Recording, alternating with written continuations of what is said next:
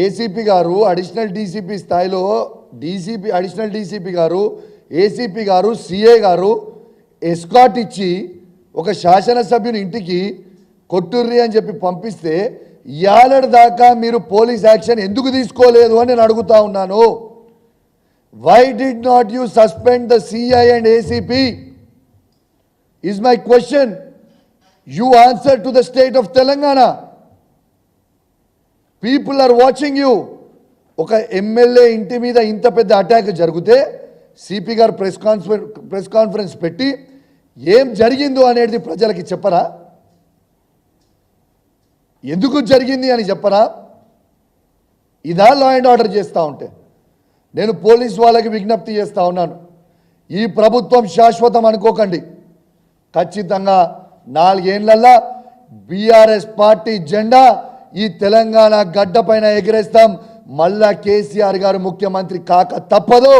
ఆ రోజు మాత్రం ఎవరిని కూడా ఇష్టపెట్టాం. తస్మాత్ జాగ్రత్త అని చెప్తా ఉన్నాను.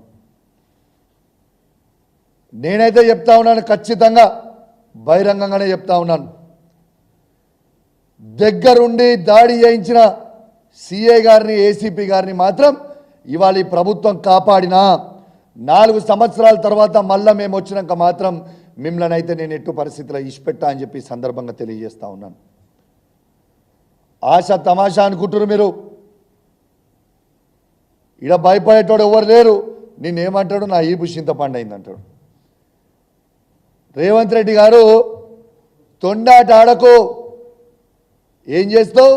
కౌశిక్ రెడ్డిని ఇంట్లో కూర్చోబెడతావు, పోలీసు వాళ్ళతో కూర్చోబెట్టి అరెస్ట్ చేపిస్తావు, కంచెలేయిస్తావు. నా ఇంటి చుట్టూ వందలాది మంది పోలీసు వాళ్ళని పెట్టి కౌశిక్ రెడ్డి బయటికి వెళ్ళొద్దు, కౌశిక్ రెడ్డి కార్యకర్తను రానివద్దు, అరెస్ట్ చేయాలి ఎక్కడ పడితే అక్కడ. వాళ్ళకేమో ఎస్కాట్ ఇచ్చి ఇంటికి ఇచ్చి దాడి చేయమంటాడు. గిదానే దీన్ని అంటారానే ఈ చింతపండు అని. నిజంగా దమ్ముంటే పోలీసు వాళ్ళని పక్కకు జరుపు, ఇష్టపెట్టు. కౌశిక్ రెడ్డి నీకు ఎవరు వస్తారో, నువ్వు వస్తావు, ఇంకెవరు వస్తారు, ఇష్టపెట్టురి. ఎవరు పోలీసు వాళ్ళు లేకుండా అప్పుడు చూపిస్తాం. ఒకరిని అరెస్ట్ చేసి ఒకరికి ఫ్రీ హ్యాండ్ ఇచ్చి మేము ఏదో చేసినాం అని అంటున్నాం. అయ్యా రేవంత్ రెడ్డి గారు, మర్చిపోయినట్టున్నావు దినాలు. ఓటు నోటు కేసులో నీ ఈపు చింతపండు అయింది, మర్చిపోయినావా? 6 గ్యారెంటీలు అమలు చేయకపోతే మహబూబ్ నగర్ ప్రజలు నీ ఈపు చింతపండు చేసింది, మర్చిపోయినావా? గురునాథ్ రెడ్డి గారు నీ ఇంటికి వచ్చి నీ ఈపు చింతపండు చేసింది, మర్చిపోయినావా? రేపు తెలంగాణ ప్రజలు నిన్ను చీరి చింత చెట్టుకి కట్టేసి నీ ఈపు చింతపండు చేసే రోజు వస్తుంది దగ్గర. ఎందుకు తొందరపడుతున్నావు బిడ్డ? ఖచ్చితంగా అవుతాయి, ఖచ్చితంగా అవుతుంది. నువ్వు ఎన్ని చేసినా, ఎంత భయపట్టించినా, నువ్వు ఏమి చేసినా నేను మాత్రం ఇంకేం చేస్తావు? ఎక్కువ హత్య